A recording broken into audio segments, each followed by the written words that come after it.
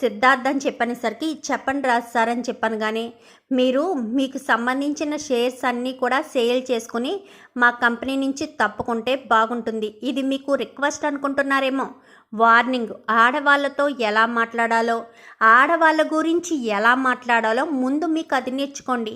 Manners తెలియకుండా నా కంపెనీలో షేర్ హోల్డర్గా ఉండడానికి మీకు ఏమాత్రం అధికారం లేదు అనగాని ఏమైంది రాజ్ అని చెప్పనేసరికి, ఏమైందా, కావ్య గారి గురించి చాలా తప్పుగా మాట్లాడుతున్నాడు. వచ్చిన క్లయింట్స్ గురించి, కావ్య గారి గురించి, ఆవిడ మాట్లాడే విధానం, నడవడిక గురించి చాలా తప్పుగా మాట్లాడుతున్నాడు.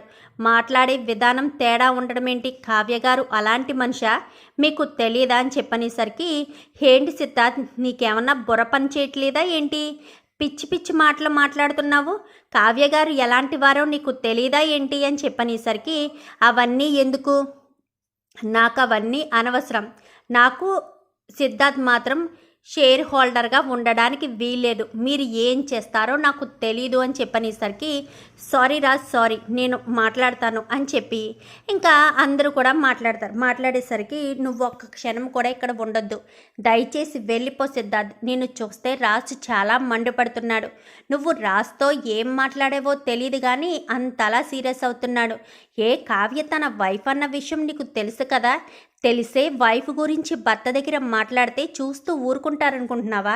అంత చేతకాని వారిలా కనిపిస్తున్నారనుకుంటున్నావా ఏంటి అంటూ మాట్లాడేసరికి, నేనేం మాట్లాడాను, ఒక్క ఆడది ఎండీగా ఉండి అన్నీ ఎలా చేస్తుందో అని చెప్పి అన్నాను అని చెప్పాను. కానీ నువ్వు మాట్లాడే విధానమే తేడా అని మాకు తెలుసు.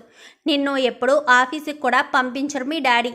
ఇప్పుడు నిన్ను పంపించడం వల్ల ఆయన ఈ కంపెనీలో షేర్ హోల్డర్ అధికారం కోల్పోతున్నారు. ఆ విషయం చెప్పి వెళ్ళి ఇంటికి వెళ్ళి అని చెప్పనేసరికి, వాడెవడు షేర్ హోల్డర్ నుంచి తీయడానికి అనగానే, వాళ్ళ తాతయ్య గారు ఇక్కడ స్థాపించింది.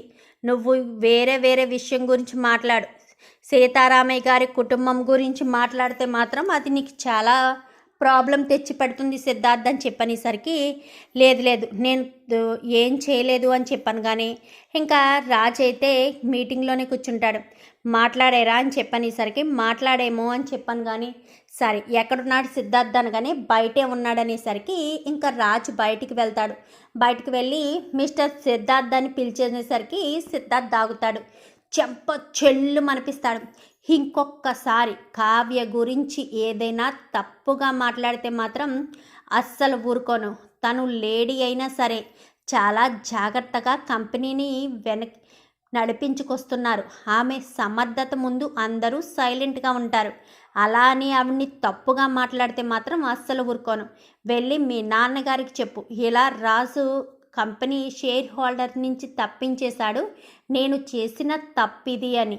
వెంటనే మీ నాన్నగారు నిన్ను ఏమీ అనకపోతే అప్పుడు నన్ను అడుగు అని చెప్పనేసరికి, అది కాదు రాజ్, మా డాడీకి ఇవన్నీ తెలిస్తే నన్ను ఊరుకోరు అస్సలు అని చెప్పనేసరికి, ఊరుకోకపోతే నాకేం తెలుసు అని చెప్పనేసరికి, ఏదో చిన్నవాడు తెలియక ఏదో మాట అన్నాడు, ఏదో ఒకటి ఎక్స్క్యూజ్ చేయి రాజ్ అనగానే, అయితే కావ్యకు క్షమాపణ చెప్పమని చెప్పండి అని చెప్పనేసరికి, నేను ఆడదానికి క్షమాపణ చెప్పడమా, చూసారా ఎలా మాట్లాడుతున్నాడో, క్షమాపణ చెప్పడానికి కూడా మనసు ఒప్పట్లేదు, అలాంటి మనిషిని మళ్ళీ షేర్ హోల్డర్గా ఉంచడమా అని చెప్పనేసరికి, ఎందుకు సిద్ధార్థ్ గొడవ పడతావు, నువ్వు మళ్ళీ ఇప్పుడు వెళ్తే ఎప్పుడు వస్తావో తెలీదు, అస్తమానం వచ్చేది మీ డాడీయే కదా మీటింగ్స్కి హాజరయ్యేది, నోరు మూసుకుని కావ్య గారికి క్షమాపణ చెప్పు, లేదంటే రాజ్ ఏం చేస్తాడో కూడా ఊహించలేము, మీ డాడీకి విషయం తెలిసిందనుకో, ఆ తర్వాత నీ సంగతి అంతే అని చెప్పనేసరికి, సరే అని చెప్పనగానే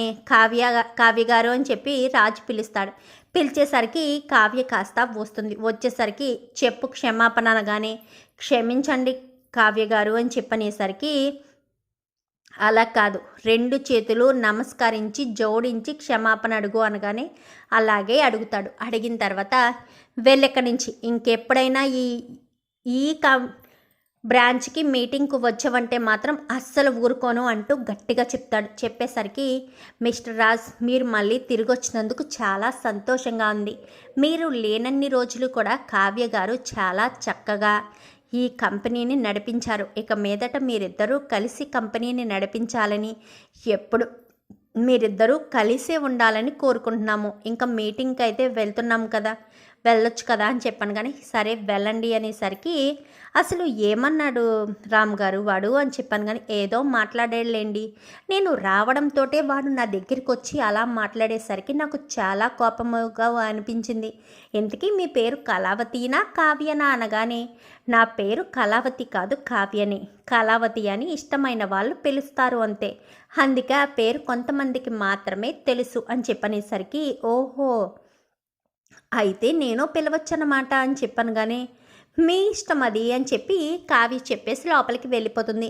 మేడం ఏంటో అనుకున్నాను, రాజ్ సార్ గతం మర్చిపోయినా కానీ సూపర్గా వాదించారు మేడం. ప్రతి ఒక్క పాయింట్ తీసుకున్న రాజ్ సార్ని తలపించారు. ఆయన గతం మర్చిపోయి రొమాంటిక్గా తయారైపోయారనుకున్నాను, కానీ మళ్ళీ శాడిస్ట్ లాగే ఉన్నారు. ఏంటి అని చెప్పాను. కానీ ఏమీ లేదు మేడం, ఏమీ లేదు. కానీ మొత్తానికైతే మీరు ఆవిడ ఆయన హస్బెండ్ అన్న విషయం ఎక్కడా బయటపడలేదు మేడం, ఎక్కడ బయటపడిపోతుందా అని చాలా టెన్షన్ పడ్డాను అనగానే అవును శృతి, నేను ఆ విషయమే మర్చిపోయాను. నేనే తన వైఫ్నన్న విషయం బయటపడితే ఆయనకి నిజంగానే అనుమానం వస్తుంది. అనుమానం వచ్చిందంటే ఆరా తీసే వరకు అస్సలు వదిలిపెట్టారు.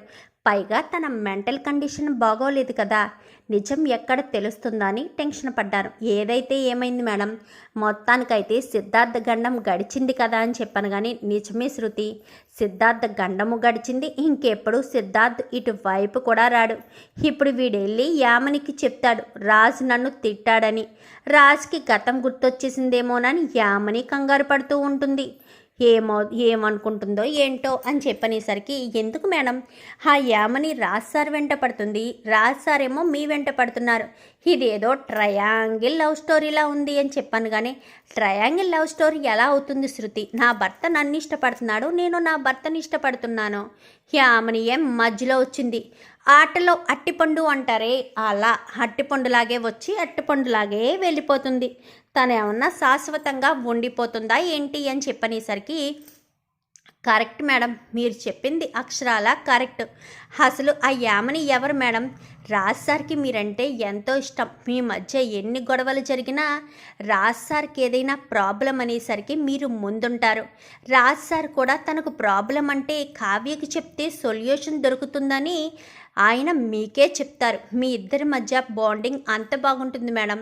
నేను ఫ్యూచర్లో పెళ్ళంటూ చేసుకుంటే రాజ్ సార్ లాంటి అబ్బాయినే చేసుకుంటాను.